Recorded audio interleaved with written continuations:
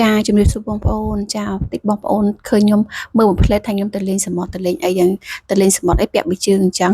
ក៏ប៉ុតអត់ទេបងប្អូនចាចឹងនេះគឺខ្ញុំនាំកូនខ្ញុំចាឲ្យគាត់ទៅលំហែគ្រូក្បាលកុំឲ្យគាត់ធុញថប់ខ្លាំងពេកចាគឺក្នុងគាត់ទៅលេងចាភូមិផ្កាតកួនចាឈ្មោះរបស់គេនេះគឺភូមិផ្កាតកួនដែលស្ថិតនៅចាស្រុកស្អាងចាភូមិអាស័យជ្រោយចាជាប់លបងសាលាវិទ្យាអនុវិទ្យាល័យអាស័យជ្រោយនឹងឯងចាវាប្រហែលជា3-4គីឡូពីផ្ទះរបស់នាងខ្ញុំទេពុកម៉ែបងប្អូនអញ្ចឹងហើយទើបខ្ញុំពាក់ប៊ីជើងពាក់អាវសាមញ្ញធម្មតាទេចា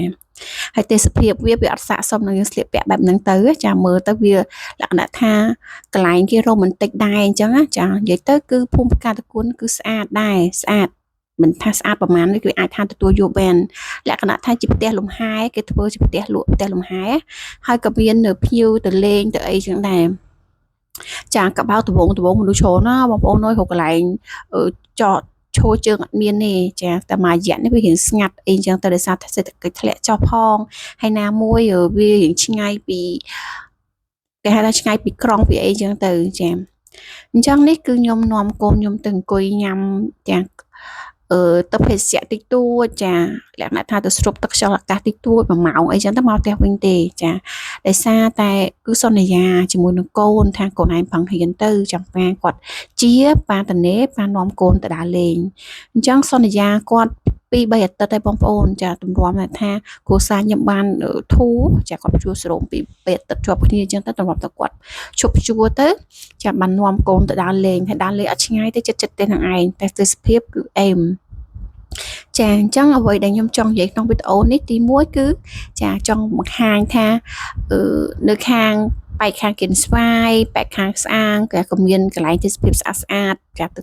ទៅថតលេងសប្បាយបានដែរហើយមួយទៀតគឺចាកូនប្រសិនបើយើងសន្យាជាមួយកូនហើយថានាំគាត់ដើរលេងឲ្យគាត់ផឹងរៀនចាអ្វីដែលយើងសន្យាមួយគាត់យើងធ្វើឲ្យគាត់ចាគាត់នឹងស្ដាប់យើងចានឹងផឹងរៀនខំផឹងរៀនព្រោះអ្វីដែលឪពុកម្ដាយចង់បានកូនតូចប៉ុណ្ណាអត់មានអីទេមានតែឲ្យគាត់ផឹងរៀនធ្វើជាក្មេងល្អស្ដាប់បង្គាប់ចានឹងគេហៅថាមានអត្តចរិតល្អតែប៉ុណ្្នឹងទេចាអញ្ចឹងវីដេអូរបស់ខ្ញុំខ្ញុំអត់មានអីច្រើនទេបងប្អូនគាត់ថាចង់ refresh បន្តិចតួចចាបងប្អូនអាចមើលក្នុងវីដេអូហ្នឹងបានចាលក្ខណៈថាតិចភ្នែកចាមើលទៅរៀងស្រស់ស្រាយតាមនឹងហើយទីធ្លាធំបងប្អូនបើសិនបើថាដើរវិញគឺអត់សពទេទោះជាម៉ូតូកន្លងមើលចឹងទៅព្រោះបរិយាកាសគេធំហើយនេះគឺខ្ញុំថតតាមមួយជ្រុងនៃ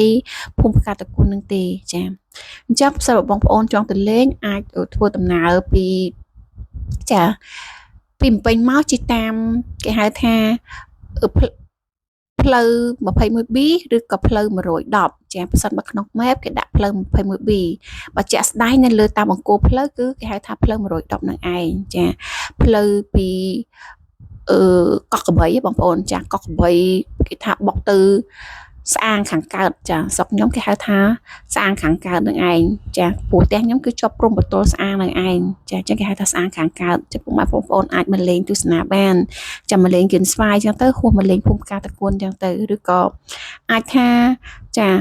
កន្លែងនេះគឺគេមានកន្លែងកំងអាហារដែរអាចមកកំងអាហារញ៉ាំកន្លែងហ្នឹងក៏បានដែរគយគុណទេសភាពចានេះអាចបានចាចុះវីដេអូរបស់នេះខ្ញុំអត់មានអីច្រើនទេបងប្អូនចាមានតែប៉ុណ្្នឹងទេអញ្ចឹងបងប្អូនអាចមើលចារូបភាពដែលនាងខ្ញុំថតនៅក្នុងវីដេអូនេះបានចាអរគុណជម្រាបលាជួបគ្នាវីដេអូបន្តទៀតបាយបាយ